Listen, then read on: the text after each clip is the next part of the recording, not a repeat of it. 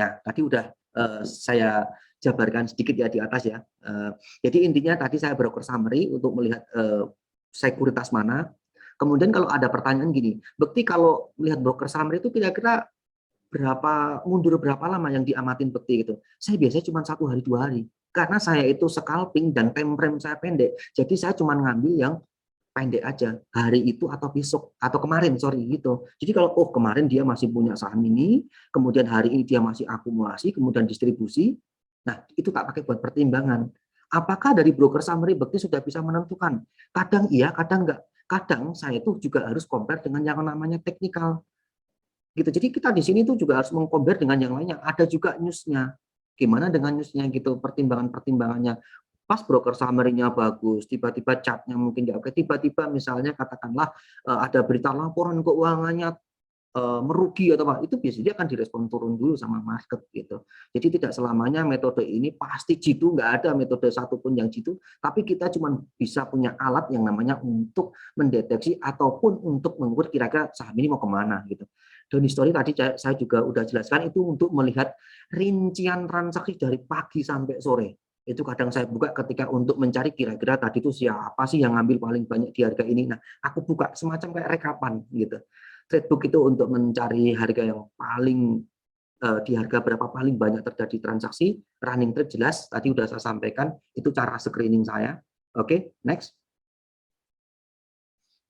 Nah, ini aku akan sedikit kasih cerita, bukan ini, cuman kasih contoh apa sih yang dimaksud tradebook ini. Saya kasih contoh, ini ada saham Indo Oil Perkasa, enggak apa-apa ini saya sebut sahamnya, tapi di sini cuman saya menunjukkan aja, ini di bagian harga 5, ini kan ada paling bawah tuh 490 sampai naik ke atas tuh price-nya 525. Kemudian itu ada frekuensinya, ada volumenya dan value-nya. Nah, aku biasanya cuma nyari itu terjadi transaksi harga 500, 505 dan 525. Itu yang cukup banyak di situ. Biasanya setelah aku lihat ketika harga ini masih di 500, 505 dan 525, itu aku akan cari di dan history siapa sih tadi yang ngambil gitu kan. Saya lihat broker summary-nya kira-kira dia jualan atau belum.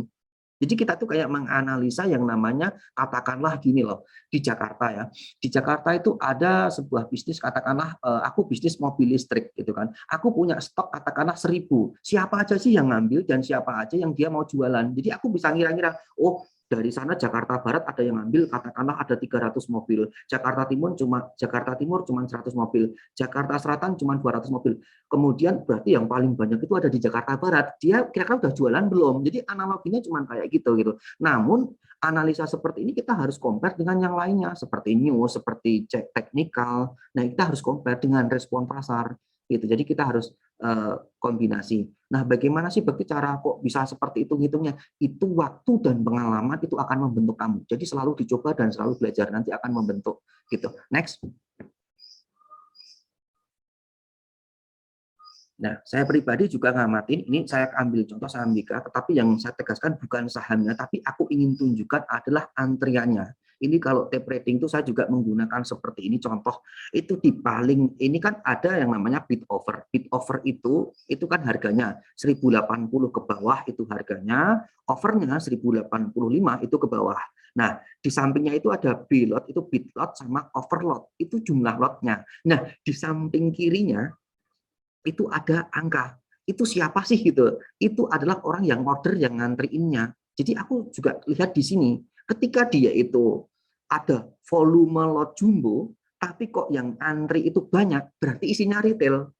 Tetapi kok lot jumbo isinya cuma dikit, katakanlah cuma 2 orang, tik 2 atau 3 atau 4, 5, berarti itu ada orang yang ngantri ataupun jual dengan nominal yang gede. Itu pakai juga untuk deteksi gitu. Jadi salah satu juga pertimbangan saya selain cuma pembacaan bid over, saya juga melihat di balik bid over itu siapa sih yang ngantriin gitu loh intinya gitu.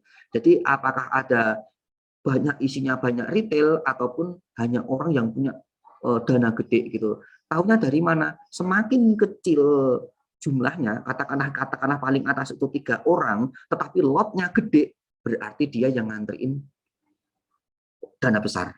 Gitu. Next. Ini broker summary, jelas di sini saya jelaskan contoh aja, ini saya juga pakai Mirai Aset Sekuritas.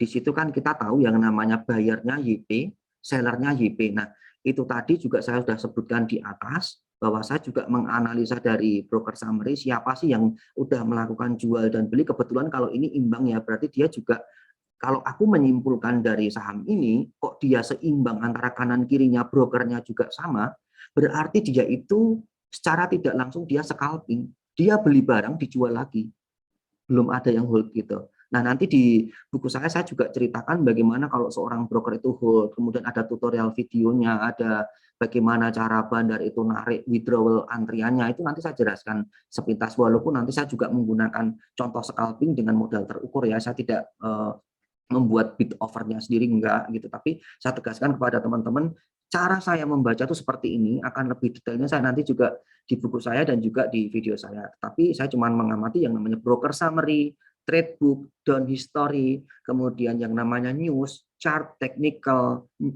foreign inflow, semuanya ada terkorelasi dan kita benar-benar saling mengkombinasi untuk menentukan keputusan jual dan beli saham. Next. Money management. Wah, saya pribadi punya sebuah rules dalam trading, ataupun saya menyebutnya trading plan, terserah kepada orang lain, mungkin ada yang menyebutnya berbeda-beda, dan ada orang yang mungkin berbeda dengan cara saya, tidak masalah. Tapi saya pribadi menerapkannya seperti ini. Dana scalping, jumlah yang terukur sesuai skill trading dan kondisi market. Jika ada profit, saya withdraw, masukkan ke safety fund. Jika profit yang di withdraw sudah sebesar modal awal, berarti kita trading dengan anak cucu profit. Saya selalu tegaskan gini, kalau teman-teman itu jalan-jalan di mall sama pacar Anda gitu kan, coba kalau Anda cuma pakai bawa uang 100.000, Anda pasti was-was. Kira-kira makan di mall cukup buat makan apa gitu kan, 100.000 berdua gitu kan. Tapi pertanyaannya, walaupun Anda di rumah punya uang 10 juta, tapi di mall Anda bawa 10.000, Anda pasti deg-degan. Tapi beda ceritanya ketika Anda di mall sama pacar Anda bawa di dompet 10 juta, Anda pasti pede. Mau makan apa terserah. Anda nggak ada was-was. Hal itu saya terapkan di sini. Gitu. Jadi di awal memang saya itu transaksi dulu dengan scalping dana terukur, profit modal awal saya amankan dulu. Itu nggak akan mengganggu psikologis. Lama-kelama profit saya amankan, profit saya amankan. Bahkan saya sering menyebutnya kalau scalping ini saya pakai untuk mengambil uang, untuk mengeruk uang, di mana tujuan saya memang juga investasi swing dan investasi jangka panjang. Tapi karena saya itu juga punya semacam keterampilan untuk dalam scalping, saya manfaatkan. Dan kenapa bukti sekarang kok nggak ada deg-degan, nggak ada was-was, bahkan saya sering menyebut diriku tuh jantungku kayak robot, nggak ada perasaan, cut loss gede, tidak masalah. Karena yang saya pakai sudah uang cucunya profit. Tenang, kita akan lebih tenang gitu. Ada pertanyaan dulu dari teman saya gini, Bekti kalau kamu itu profit, terus itu kamu ambil, ngulang dari awal, kan lama, kan nanti kita bisa kayak ngulang lagi, rasanya kurang mantep. Nah, di situ udah muncul rasa greedy kamu. Kamu nggak punya trading plan kalau seperti itu. Kamu hanya nurutin yang namanya keinginan untuk cepat kaya, cepat instan. Itu salah. Semakin cepat orang ingin kaya di saham, semakin cepat orang ingin instan di saham, biasanya dia adalah orang yang paling cepat gagal di saham. Itu saya bisa simpulkan gitu. Saya sudah survei ke teman-teman saya yang semakin cepat itu semakin gagal. Jadi proses ini mengalir. Kenapa? Karena saham ini nggak ada yang pasti. Kita yang harus beradaptasi dengan pasar. Makanya saya selalu mengartikan dana scalping seperti ini. Benar-benar dana yang super dingin. Nah, langsung kita ke safety fund, uang jaga-jaga untuk kebutuhan hidup beberapa bulan ke depan gimana, ya kan? Apalagi kalau orang yang sudah memutuskan full time trader, ini kan nggak ada jaminan, beda kayak PNS ada uang pensiun. Kita juga harus berpikir gimana kalau kita nanti hidup tua, makanya kita harus sisihkan, kita harus bangun safety fund, harus terapkan investasi. Gunanya di sini, pentingnya di sini, jangan berpikir untuk saat ini. Kalau kita itu memang investasi itu kan selalu berpikir jangka panjang. Kita harus pikir kalau saya nanti umur 60 70 kira-kira gimana di saat fisik kita udah lemah, apa kita yang jangan sampai kita masih dipusingkan dengan kondisi keuangan gitu kan. Gitu.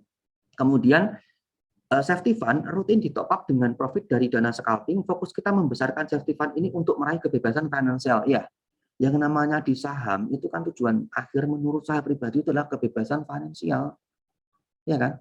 Anda trading itu kalau bisa kan keinginannya bukan hanya sekedar untuk bisa profit 1-2 hari, 1 bulan, 2 bulan. Kalau bisa memang seumur hidup Anda itu sudah bebas finansial. Ya, itu kita bisa lihat Pak Lo Keng Hong gitu kan. Itu kan sudah bisa dibilang wah itu udah berapa triliun dari nilainya di saham gitu kan. dia udah punya aset bertriliunan gitu. Enak, ibaratnya dia tidur aja gitu udah enggak masalah gitu. Makanya dari itu bagi teman-teman nih yang masih muda, masih mahasiswa, masih apa ya, benar-benar fresh graduate gitu kan, semangat lah. Mumpung Anda masih, kalau saya dulu berpikir gini, kalau saya masih muda, fisik saya masih kuat, mata saya masih jeli untuk memantau market, maksimalkan semaksimal mungkin. Trading semakin mungkin, jangan lupa harus Anda sisihkan safety fund. Asuransi dibenerin, jangan sampai kita juga keteteran. Sakit itu bisa ngabisin duit kalau Anda nggak mikir asuransi. Tabungan, dana jaga-jaga, kita nggak tahu apa yang terjadi besok. Kemudian kita juga harus punya dana untuk investasi. Kalau lebih bagus lagi, simpen dalam portofolio investasi yang lainnya, mungkin tanah, emas, atau apa. Biar apa? Karena saham nggak selamanya bagus, ada masanya saham itu benar-benar turun, karena saya pernah udah 13 tahun, benar-benar di mana tahun-tahun itu nggak enak buat cari profit gitu, Anda masih bisa berganti sektor lainnya yang lebih menghasilkan gitu. Jadi Anda harus siap dengan yang nama sektor investasi, ini sesuatu hal yang nggak pasti, namun kalau Anda bisa memanage, itu pasti bisa menghasilkan cuan yang luar biasa. Next. Oke, kesimpulan dari saya, semakin besar safety fund yang kita kumpulkan, semakin tenang kita mengarungi pasar saham. Tadi saya sudah ungkapkan, kalau bisa kita itu di awal, bagi teman-teman yang masih pemula, pelajari dulu teorinya, trading plan-nya, kemudian kalau teman-teman itu sudah bisa mendapatkan cuan yang maksimal, biar nanti tidak tersapu lagi di pasar, Anda harus bisa mengontrol yang namanya psikologis trading, jangan over trading, dan bangunlah safety fund. Setidaknya Anda pisahkan rekening ataupun simpan di tabungan seperti yang saya jabarkan di atas. Oke, terima kasih dari saya Bu Marta gitu, dan minggu depan saya akan bahas tentang motif-motif transaksi yang ada di bursa, termasuk transaksi yang dilarang oleh Bursa Efek Indonesia. Gitu. Terima kasih. Baik, terima kasih Pak Bekti. Seru banget ya sahabat Mirai Aset materinya, dan pastinya sahabat Mirai Aset udah makin kebayangkan cara scalpingnya Pak Bekti gimana. Nah, Pak Bekti terima kasih sebelumnya untuk materinya nih Pak Bekti, karena menarik banget karena udah disertai dengan contoh-contoh. Nah, sahabat Mirai Aset, kita langsung masuk ke sesi tanya jawab. Ini sudah cukup banyak pertanyaan yang masuk. Pak Bekti, kalau misalnya nih Pak Bekti, kita tadi melihat, oh ya ini mungkin kemarin ada sempat dibahas nih Pak Bekti tentang trading plan begitu ya. Nah, salah satu sahabat Mira Asset ini menanyakan, kalau Pak Bekti sendiri bikin trading plan-nya itu dari malam atau memang ketika pagi lihat running trade kemudian ada plan-nya nih Pak Bekti? Oke, sebenarnya saya tuh malam sudah punya pandangan ya, jadi saya screening dulu kira-kira untuk besoknya tuh apa, jadi aku udah punya gambaran, punya referensi gitu kan, diimbangi dengan yang namanya baca berita, lihat market global, itu saya lakukan. Namun tidak menutup kemungkinan ketika market itu terjadi, saham incaran saya itu tidak direspon pasar. Biasanya harus ngikutin, saya harus diam, artinya tidak langsung, wah tidak direspon pasar, langsung saya beli, enggak. Jadi saya nunggu juga ketika ada momentum running trade di sana ramai di perdagangan dan tiba-tiba naik, saya akan ikut. Gitu. Jadi banyak juga di luar dugaan saya, di luar screening saya, itu malah justru saham-saham pada naik, saya juga ikut memanfaatkan peluang di sana. Gitu. Oke, berarti baik, berarti tetap harus ada plan-nya, tapi tetap juga adaptif gitu ya Pak Bekti terhadap kondisi Benar. market. Oke, nah Pak Bekti kalau misalnya ngomongin tentang tadi tuh, tentang news, tentang rumor, kalau misalnya nih saham incerannya Pak Bekti nih pas kebetulan ada rumornya atau newsnya, dari sisi Pak Bekti sendiri apakah akan masuk ke sahamnya atau justru menghindari saham-saham dengan kalau dalam artian kata nih lagi rame-ramenya? Oke, sebenarnya kalau ini lebih saya tegaskan adalah kembali ke masing-masing, artinya punya mental masing-masing berbeda. Tapi kalau saya pribadi, karena mungkin saya juga sudah lama dan mungkin Anda tanyanya ke saya berani gitu kan. Tapi kenyataannya sendiri tidak semua orang berani. Jadi kadang saya pun berani di all time high gitu. Ada kemarin saya nggak berani sebut, tapi ada saham yang benar-benar pas di pucuk dan saya tuh pembeli paling pucuk gitu kan. Saya lihat di chartnya, wah ini saya paling pucuk. Tetapi karena tidak sesuai harapan langsung saya cut loss gitu kan, dan alhasil turun. Tetapi saya bisa simpulkan di harga pucuk pun saya itu berani. Belum tentu semua orang berani gitu. Nah di sini yang saya tegaskan adalah harus teman-teman itu harus seberapa gesit lah ketika Anda itu beli, kemudian kalau tidak sesuai harapan Anda harus segera cut loss, dan mental Anda siap atau belum. Kalau belum siap ya jangan dipaksa. Nggak harus dipaksa scalping juga, intinya gitu. Jadi di saham itu bagi saya pribadi mau metode apapun tuh menurut saya benar, Silakan mau cara scalping atau swing ataupun investasi, yang penting bisa menghasilkan cuan. Udah gitu aja. Betul, jadi apapun caranya, pokoknya yang penting intinya hasil akhirnya gitu ya Pak Bekti? Iya, benar sekali. Kan kalau kita lihat ya Bu Marta ya, ada nggak kalau saya pertanyaan dari sekian nih, ada Mhm, 1.100-an partisipan nih, mhm. ada nggak orang satu pun saya kalau boleh tahu yang ingin di saham inginnya rugi, nggak akan ada satupun. Semua pengennya cuan gitu kan. Nah, terus kalau semua pengennya cuan, mana nih kok ada yang kecantol, ada yang rugi? Kenapa? Karena dia belum punya trading plan gitu kan, dan dia nggak disiplin. Gitu.